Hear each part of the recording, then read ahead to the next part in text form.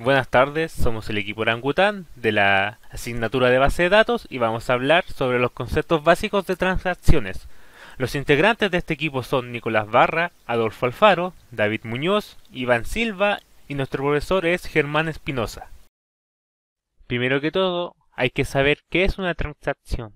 Una transacción es un proceso que consta de varios pasos los cuales nos ayudan a poder realizar el traspaso y actualización de información en una base de datos, sin fallos e inconsistencias. Esto ocurre gracias a que poseen una unidad de ejecución de programa que accede a los datos y los actualiza solo si es el caso. Este caso ocurrirá si es capaz de ser verificado por una serie de procesos que, si por algún motivo ocurre una interrupción o fallo durante están siendo ejecutados, se dirá que la transacción tuvo un error y los datos estaban siendo modificados volverán a su estado inicial.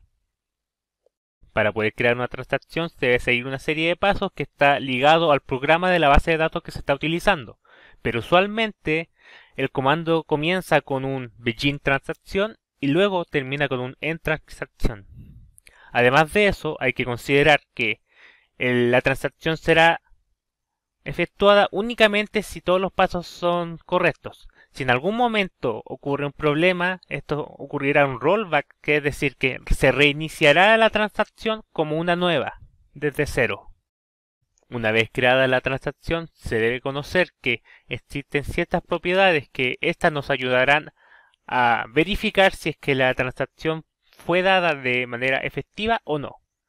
Para ello, existen las propiedades ACID, que significa Atomicy, Consistency, Isolation y Durability, que en español sería atomicidad, consistencia, aislamiento y durabilidad. Esto sirve para que quede claro que las operaciones no se realiza un cambio de inmediato, sino que primero pasan por estas propiedades y luego de ello se puede verificar si el proceso cumplirá para una transacción o tendrá que volver a realizarse. La primera propiedad es la atomicidad. La atomicidad se encarga de mantener un respaldo de los valores antiguos para, en caso de algún error o fallo durante la ejecución del traspaso, ésta mantenga los datos y solamente pueda liberarlos una vez que la transacción sea realizada por completo de manera correcta. La atomicidad habla de todo o ninguno, es decir, o recibe todos los procesos o no recibe ninguno. Además de eso, todo esto está gestionado por el componente de gestión de transacciones. Un ejemplo de atomicidad es, por ejemplo, la transacción de 50 pesos de una cuenta A a una cuenta B. Puede suceder lo siguiente como un fallo, que se descuente 50 pesos de la cuenta A, pero la cuenta B no recibe los 50 pesos, es decir, se pierden 50 pesos, o también puede suceder que falle desde el principio y no se ejecute ninguna de las dos operaciones, es decir, que no se descuente el dinero A y que B tampoco reciba el dinero. Estas fallas se conocen como estados inconsistentes. La segunda propiedad es la consistencia. Los datos son consistentes cuando la transacción comienza y termina cuando debe hacerlo, es decir, que las operaciones realizadas por las transacciones sean congruentes con lo que se solicita y que posea además restricciones adecuadas. Esto quiere decir a la vez que no altere los recursos o datos que no tengan relación con la transacción y además de eso, la principal autoridad que determina la congruencia de la transacción es el programador que crea la aplicación. Ejemplos de errores que pueden ocurrir en esto es, por ejemplo, que una cuenta transfiera dinero y ésta sea recibida por múltiples cuentas y no solamente una como corresponde. Otro error podría ser que una cuenta pierda dinero sin haber realizado ninguna transacción y otro error podría ser que se le otorgue dinero a una cuenta sin haber recibido una transacción. La tercera propiedad es el aislamiento.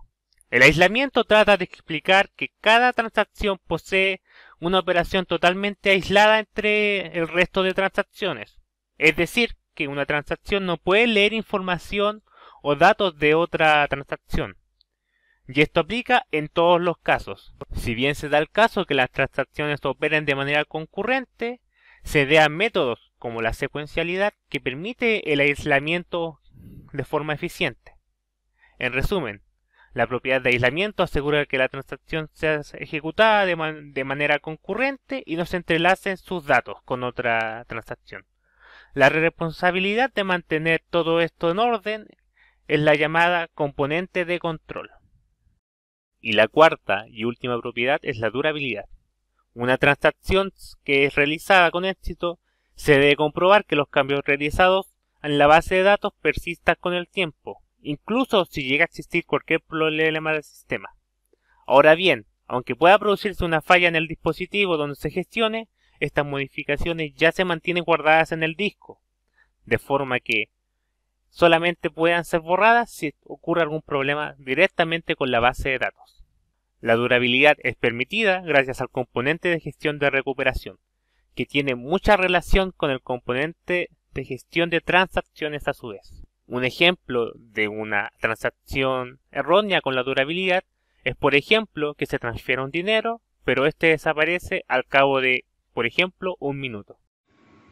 Estado de una transacción. En ausencia de fallo, todas las transacciones se completa con éxito. Sin embargo, como se ha visto antes, una transacción puede que no siempre termine su ejecución con éxito. Una transacción de este tipo se denomina abortada.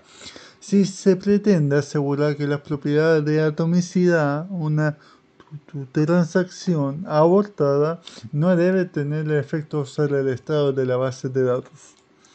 Así, cualquier cambio que se haya hecho en la transacción abortada sobre la base de datos debe deshacerse. Una vez que se ha deshecho los cambios efectuados por la transacción abortada, se dice que la transacción sea retrocedido. Parte de la responsabilidad del esquema de recuperaciones es gestionar las transacciones abortadas, ¿cierto? Es obvio. Una transacción que termina con éxito se dice que está comprometida. Una transacción comprometida, sí, que haya hecho modificaciones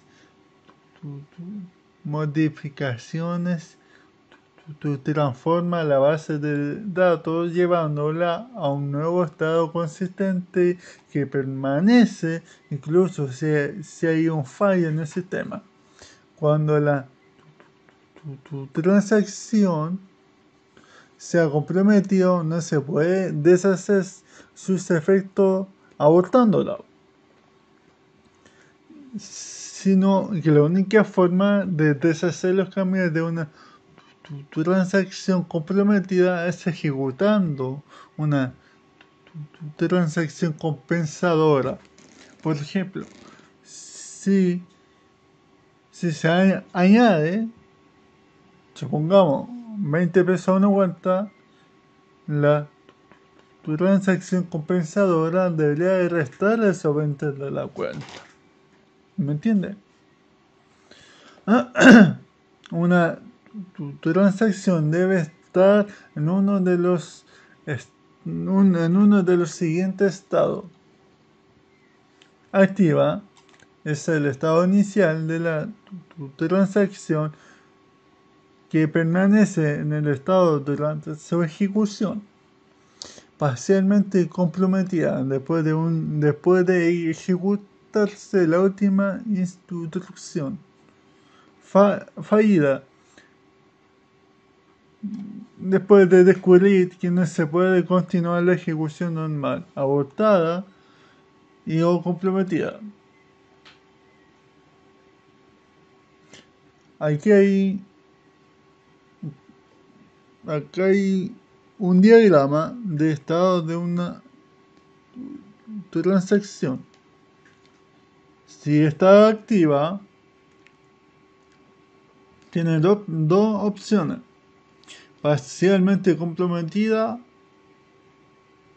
o fallida.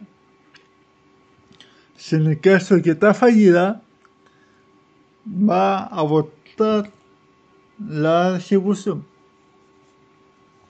Si está parcialmente comprometida, tiene dos opciones.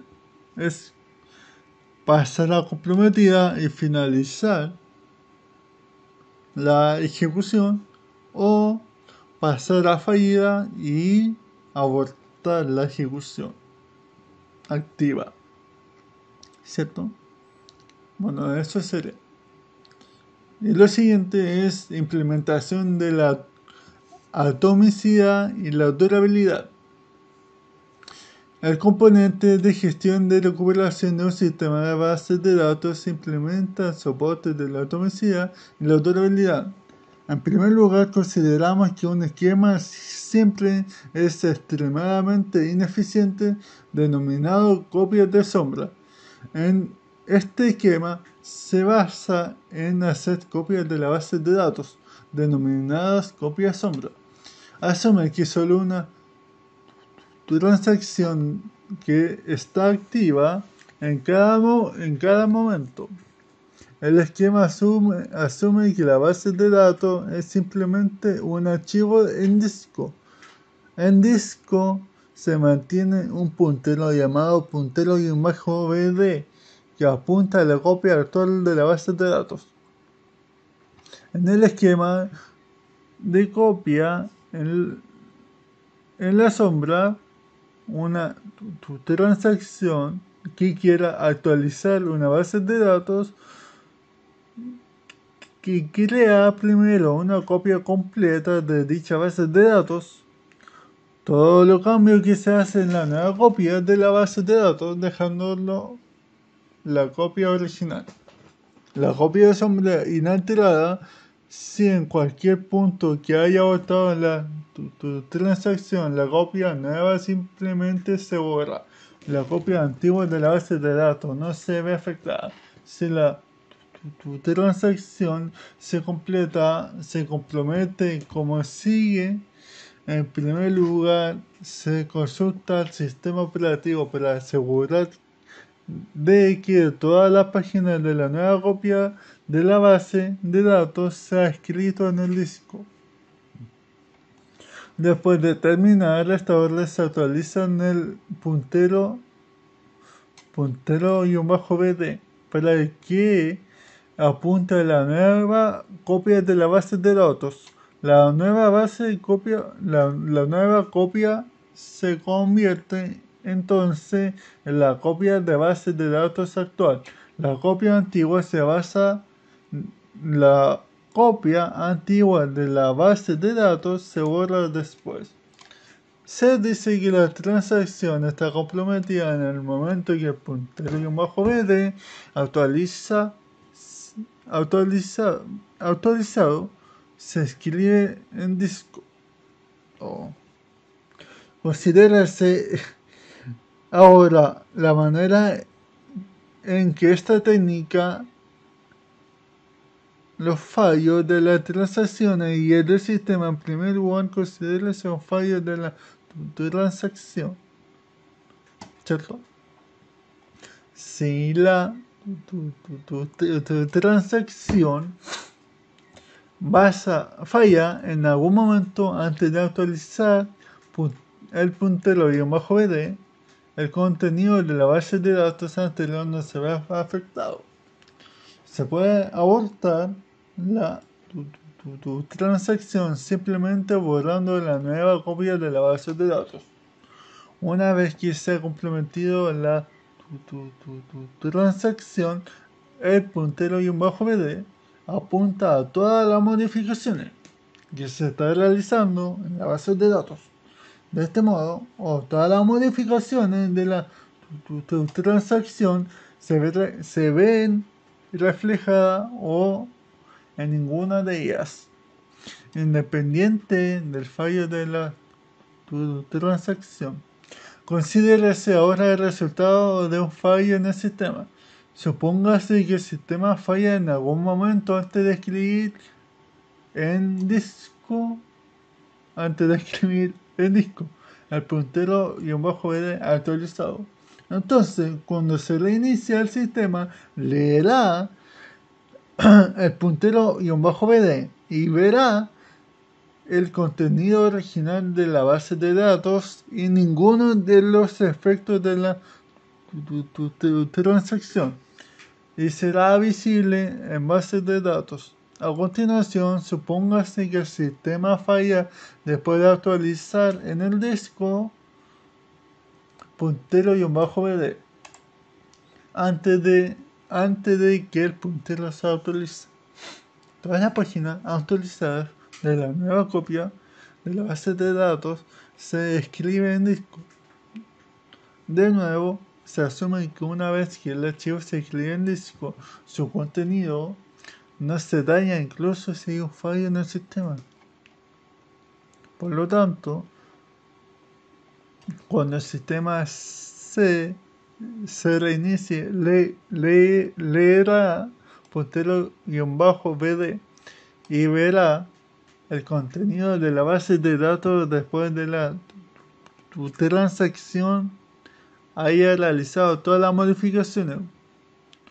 La implementación depende realmente de que escribir puntero-bd sea una operación atómica, es decir, o se escribe todos sus bytes o ninguno de ellos. Wow, 10 minutos. Si se escribiera alguno de los bytes en el puntero y otro no, el puntero no tendría sentido, y al reiniciarse el sistema no se podrían encontrar ni la versión anterior ni la nueva de la base de datos. Afortunadamente, los sistemas de disco proporcionan actualizaciones atómicas de bloque enteros, o al menos en un sector del disco. En otras palabras, el sistema de disco garantiza la actualización automática del puntero-bd. Siempre que nos aseguremos que el puntero-bd cabe en un único sector, lo que se puede asegurar almacenándolo al comienzo de un bloque. De este modo, la implementación de la copia de la sombra del componente de gestión de recuperación asegura las propiedades atomicidad y durabilidad de las transacciones. Aquí hay un esquema de técnica de copia de la sombra para la atomicidad y la durabilidad. Aquí el puntero, aquí se encuentra en el cuadro, en un byte, el puntero -bd junto con la copia anterior de la base de datos antes de la actualización, y aquí se ve una nueva copia de la base de datos después de la actualización. Antes de que se actualice, se hace una copia anterior de la base de datos, y esa es como el respaldo que yo grabo, que se borra al momento de actualizarse, o en caso de que no se cumpla la función. Eso sería. Gracias.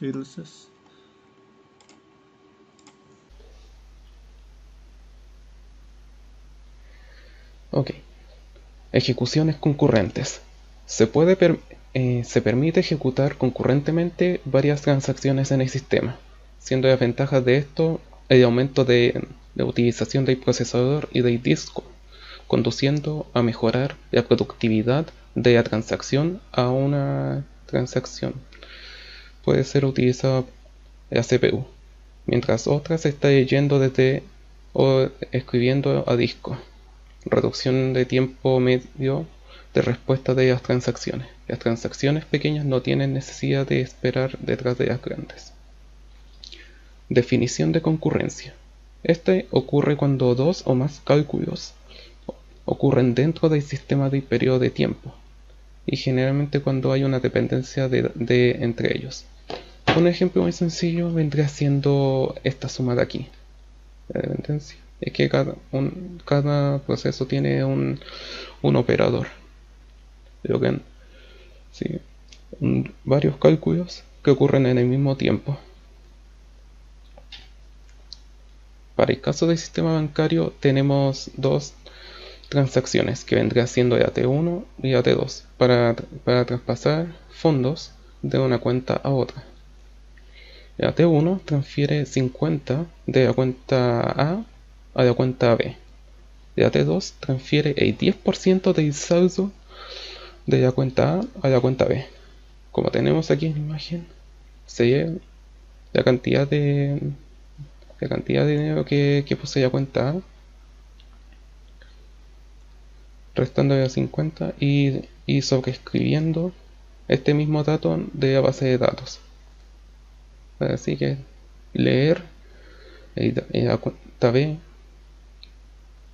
recibir el depósito ya efectuado y sobreescribirlo en la misma base de datos, ocurriendo lo mismo para la transferencia 2. Planificación. La definición de planificación vendría siendo secuencias que indican el orden cronológico en el que se ejecutan las instrucciones de transacciones concurrentes, o sea, una después de otra en el mismo lapso de tiempo. Supongamos ahora que el valor de las cuentas de A vendría siendo de 1000 y de B vendría siendo 2000.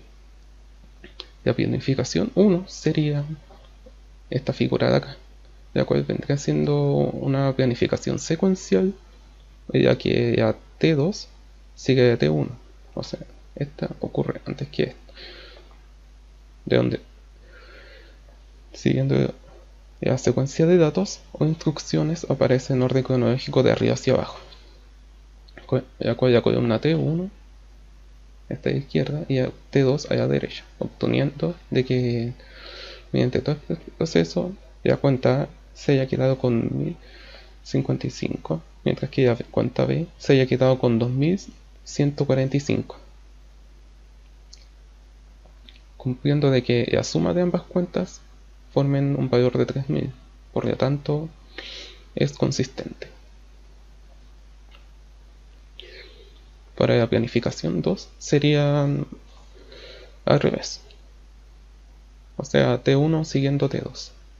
Como se espera, se conserva la suma de ambas cuentas, obteniendo el valor A 850 y B 2150. Ya que se conserva la suma de estos dos, esta planificación es consistente. Ahora, cada planificación secuencial consiste de una secuencia de instrucciones de varias transacciones, en la cual las instrucciones pertenecientes a una única transacción están juntas en dicha planificación. De este modo, para un conjunto de n transacciones existe una cantidad grande de factores de planificaciones secuenciales distintas. Para el caso del sistema bancario es posible generar una planificación 3, siendo equivalente a la planificación 1. Una vez que la ejecución tiene lugar, se llega al mismo estado que llegan las transacciones, cuando las transacciones se ejecutan secuencialmente de orden T1 seguida de una orden T2. La suma se conserva igualmente, por lo que esta planificación es consistente. Ahora, importante, no todas las planificaciones secuenciales concurrentes producen un estado correcto. Se podría generar aquí una planificación 4 con el siguiente orden que está en pantalla, que lee ella, resta la transacción 1, se vuelve a leer ella, se obtiene el dato TEM, que vendría siendo el 10% de lo que vendría siendo el valor de la transacción de la cuenta que era originalmente, y se vuelve a restar este mismo dato, sobreescribiéndose a sí mismo, y así pasamos a leer B, se vuelve a sobreescribir A y leyendo B, sea, en la transacción 1 se depositaría el valor de 50 de la cuenta a la cuenta B, y de la cuenta B, digo, de la transacción 2 se depositaría el 10% de la transacción A, obteniendo estos valores. Como tal, el valor que resultante aquí no es un valor que conserve la operación original de A más B formaría 3000. Por lo tanto, esta planificación no es consistente. ¿Cómo se podría asegurar la consistencia de datos? Se puede asegurar la consistencia de la base de datos de una ejecución concurrente si está seguro de que cualquier planificación que se ejecute tiene el mismo efecto que otra que se hubiese ejecutado sin concurrencia. Es decir, la planificación debe ser, en cierto modo, equivalente a una planificación secuencial. La secuencialidad. Cada transacción preserva la consistencia de la base de datos. Así, la ejecución secuencial de un conjunto de transacciones preserva la consistencia de la base de datos. Una posiblemente concurrente planificación es secuencial si es equivalente a una planificación secuencial. Diferentes formas de equivalencias de planificación dan a lugar los conceptos de secuencialidad en cuanto a conflictos y secuencialidad en cuanto a vistas, lo cual veremos más adelante. Se ignora las operaciones a excepción de las instrucciones leer y escribir, y se asume que las transacciones pueden realizar entre lecturas y escrituras cálculos arbitrarios sobre datos en memoria intermedia local.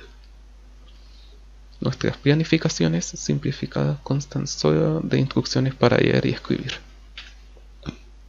Para el caso del sistema bancario se muestra la transacción 3 con las instrucciones leer y escribir de la siguiente forma.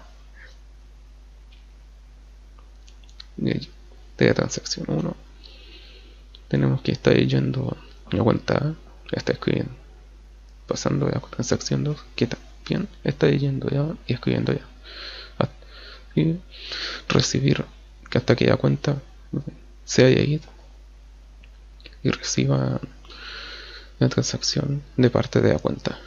Y mismo pasa con la transacción con T2. Secuencialidad en cuanto a conflictos. Se considera una planificación P en la cual hay dos instrucciones consecutivas I sub I e I sub J de las transacciones TI y TJ respectivamente, siendo estas no iguales una entre otras.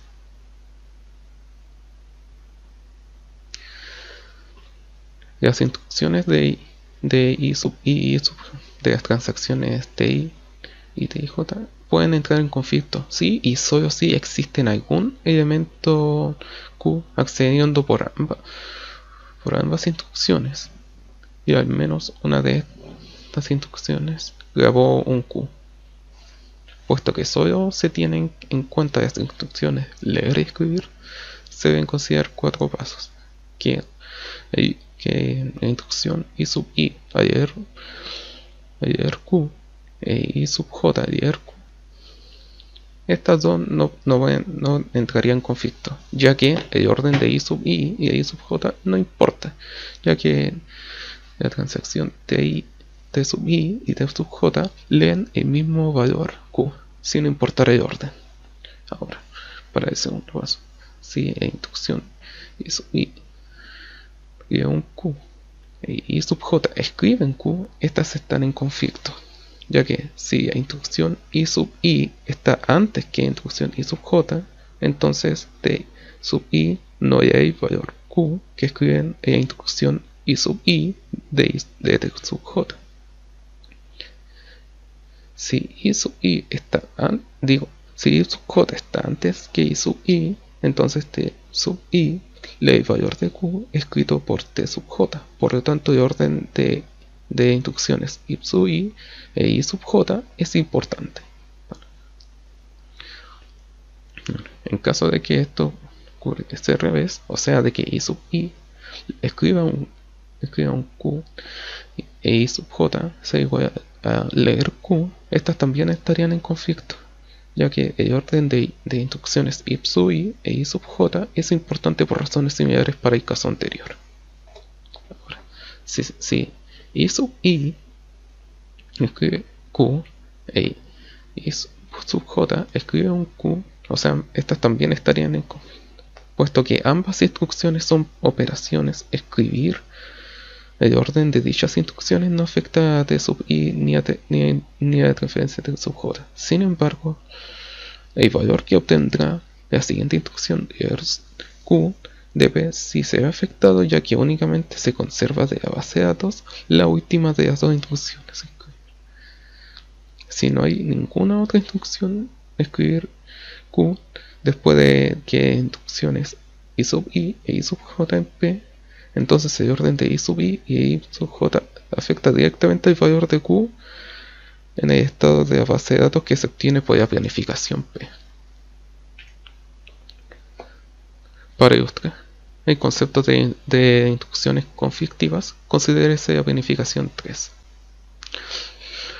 Instrucción escribir a de t sub 1 está en conflicto con la instrucción leer a de t sub 2. Sin embargo, la instrucción escribir a de t sub 2 no está en conflicto con la instrucción leer b de t sub 1, ya que las dos instrucciones acceden a diferentes elementos de datos, sea I sub i e I sub j, instrucciones consecutivas de una planificación p. Si I sub i e I sub j son instrucciones de transacciones diferentes y además I sub i e I sub j no están en conflicto, entonces se puede cambiar el orden de I sub i e I sub j para obtener una planificación p', que esta vendría siendo equivalente a la planificación p mencionada anteriormente, puesto que la instrucción escribir a de t sub 2 en la planificación 3 no está en conflicto con la de instrucción leer b de t sub 1. Entonces se pueden intercambiar dichas instrucciones para generar una planificación equivalente, la planificación 5, que vendría siendo la planificación 3 después de intercambiar un par de instrucciones.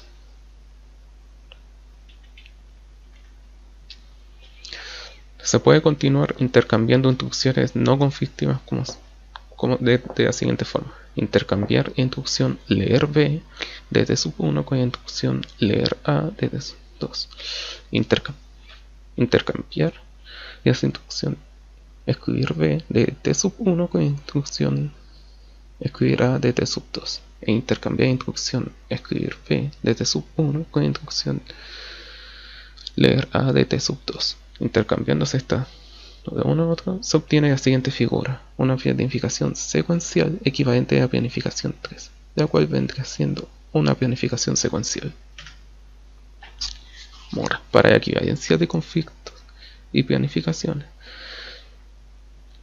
si una planificación P se puede transformar en una planificación P por medio de una serie de intercambios de instrucciones no conflictivas, se dice que P y P' son equivalentes en cuanto a conflictos. Considere la planificación 7 de la siguiente figura. Solo consta de las operaciones significativas de las transacciones T3 y T4, ya pueden decir leer y escribir anteriormente mencionadas. Esta planificación no es secuenciable en cuanto a conflictos, ya que no es equivalente ni a la planificación secuencial T3, T4, ni viceversa. Bueno, yo voy a hablar sobre la secuencialidad en cuanto a vistas. La secuencialidad en cuanto a vistas funciona básicamente en operaciones de leer y escribir para solucionar los problemas o conflictos de manera menos drástica. Y tiene que cumplir unas siguientes condiciones. La número 1 es que consideremos dos variables iguales, tal que P y P'.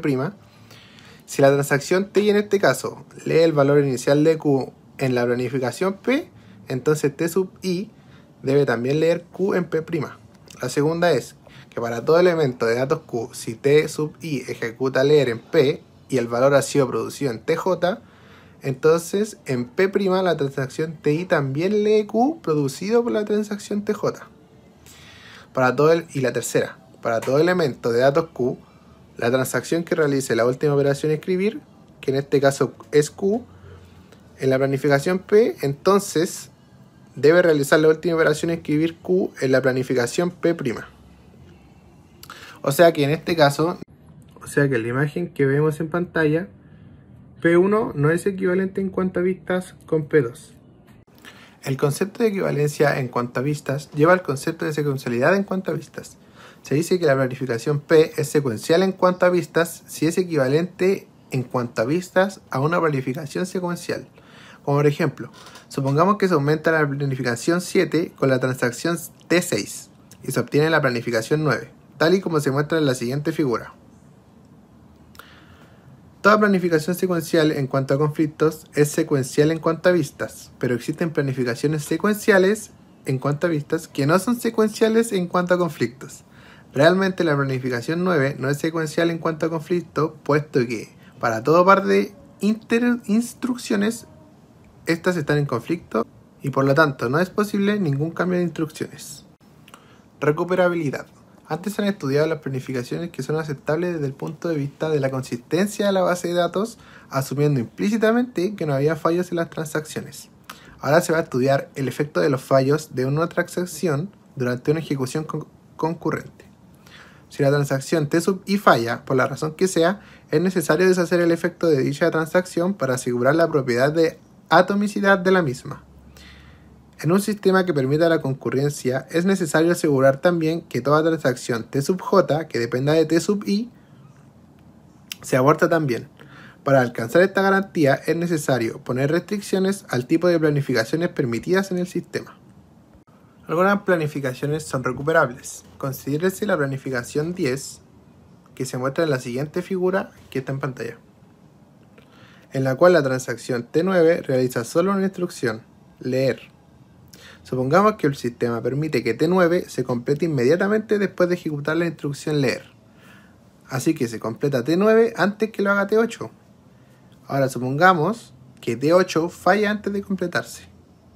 Como el valor T9 ha leído el valor del elemento de datos escrito por T8, se debe abortar T9 para asegurar la atomicidad de la transacción. Sin embargo, T9 ya se ha comprometido y no puede abortarse. De este modo se llega a una situación en la cual es imposible recuperarse correctamente del fallo de T8. La mayoría de los sistemas de bases de datos requieren que todas las planificaciones sean recuperables. Una planificación recuperable es aquella en la que para todo par de transacciones T sub I y T sub J, tales que T sub J lee elementos de datos que ha escrito previamente T sub I, la operación comprometer de T sub I aparece antes que la de T sub J. Planificaciones sin cascada. Ejemplo, consideremos la planificación parcial de la siguiente figura, que sale en pantalla. La transacción T10 escribe un valor de A que lee la transacción T11. La transacción T11 escribe un valor de A que lee la transacción T12. Este fenómeno en el cual un fallo en una única transacción provoca una serie de retrocesos de transacciones se denomina retroceso en cascada. Una planificación sin cascada es aquella que para que todo par de transacciones TI y TJ, tales que TJ lee un elemento de datos que ha escrito previamente TI, la operación comprometer de TI aparece antes que la operación de lectura de TJ. Es sencillo comprobar que toda planificación sin cascada también es recuperable. Incluso si una planificación es recuperable, hay que retroceder varias transacciones para recuperar correctamente el estado previo a un fallo en una transacción T sub I. Tales situaciones ocurren si las transacciones leen datos que ha escrito T sub I. Implementación del aislamiento. Existen varios esquemas de control de concurrencia que se pueden utilizar para asegurar que incluso si se ejecutan concurrentemente muchas transacciones, solo se generen planificaciones aceptables sin tener en cuenta la forma en la que el sistema operativo comparte en el tiempo los recursos, como el tiempo de la CPU, entre las transacciones. Como dice en pantalla, el objetivo de los esquemas de control de concurrencia es proporcionar un elevado grado de concurrencia, al mismo tiempo que se asegura que todas las planificaciones son secuenciales en cuanto a conflictos o en cuanto a vistas, con o sin cascada. Pero además de eso, un esquema de control de concurrencia como este produce un rendimiento pobre, ya que fuerza a que las transacciones esperen a que finalicen las precedentes para poder comenzar. En otras palabras, produce un grado de concurrencia pobre. La ejecución concurrente presenta varios beneficios para el rendimiento.